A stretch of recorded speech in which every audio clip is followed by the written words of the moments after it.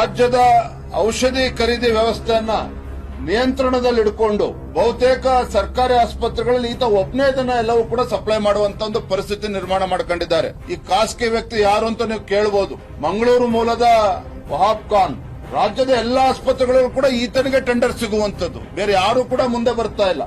100 ರೂಪಾಯಿ ಇದ್ದದನ್ನ 300 ರೂಪಾಯಿಗೆ ಹೊತ್ತು ಖರೀದಿ ಮಾಡತಕ್ಕಂತ ಪರಿಸ್ಥಿತಿ ನಿರ್ಮಾಣ ಆಗಿದೆ. ಎಲ್ಲ ಔಷಧಿಯ ಟೆಂಡರ್ಗಳು ಈತ ಒಬ್ಬನೇ ಖಾಸಗಿ ವ್ಯಕ್ತಿಗೆ ಸಿಗುವಂತೆ ಯಾಕೆ ಪರಿಸ್ಥಿತಿ ನಿರ್ಮಾಣ ಆಗ್ತಾ ಇದೆ, ಅನಿವಾರ್ಯತೆ ನಿರ್ಮಾಣ ಆಗ್ತಾ ಇದೆ? ಇದರಲ್ಲಿ ಏನು ಷಡ್ಯಂತ್ರ ನಡೆದಿದೆ, ಏನು ಪಿತೂರಿ ನಡೆದಿದೆ, ಏನು ಅವ್ಯವಹಾರ ನಡೀತಾ ಇದೆ? ಇಷ್ಟೊಂದು ಔಷಧಿ ಕೊರತೆ ಆಗೋದಕ್ಕೆ ಯಾರು ಕಾರಣ ಅನ್ನೋದನ್ನು ಕೂಡ ಮಾನ್ಯ ಸಚಿವರು ಬಹಿರಂಗಪಡಿಸಬೇಕು ಅಂತ ನಾನು ಆಗ್ರಹ ಪಡಿಸ್ತೇನೆ.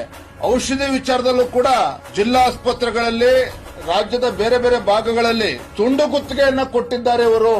ಕೇಂದ್ರ ಸರ್ಕಾರ, ರಾಜ್ಯ ಸರ್ಕಾರ ಅನುಮತಿ ಇರತಕ್ಕಂತ ಅನೇಕ ಸಂಸ್ಥೆಗಳಿದ್ದಾವೆ. ಇವರಿಂದ ಇವರು ಔಷಧಿಗಳನ್ನ ಖರೀದಿ ಮಾಡ್ತಾ ಇಲ್ಲ. ಟೆಂಡರ್ ಗಳನ್ನ ಕರೆದ್ರೂ ಸಹ ಟೆಂಡರ್ ನಲ್ಲಿ ಭಾಗವಹಿಸ್ತಾ ಇಲ್ಲ ಯಾರು ಕೂಡ. ಯಾಕೆ ಅಂತ ಹೇಳಿದ್ರೆ, ನಾನು ನೇರವಾಗಿ ಆರೋಪ ಮಾಡ್ತಾ ಇದ್ದೇನೆ, ಕಮಿಷನ್ ಹಾವಳಿಯಿಂದ ದಲ್ಲಾಳಿಗಳನ್ನ ಬದುಕಿಟ್ಟು ವ್ಯವಸ್ಥೆನ ಸುಧಾರಣೆ ಮಾಡತಕ್ಕಂತ ನಿಟ್ಟಿನಲ್ಲಿ ಸಚಿವರು ಕೂಡ ಗಮನಿಸಬೇಕು, ಮಾನ್ಯ ಮುಖ್ಯಮಂತ್ರಿಗಳು ಕೂಡ ಗಮನಿಸಬೇಕು ಅಂತೇಳಿ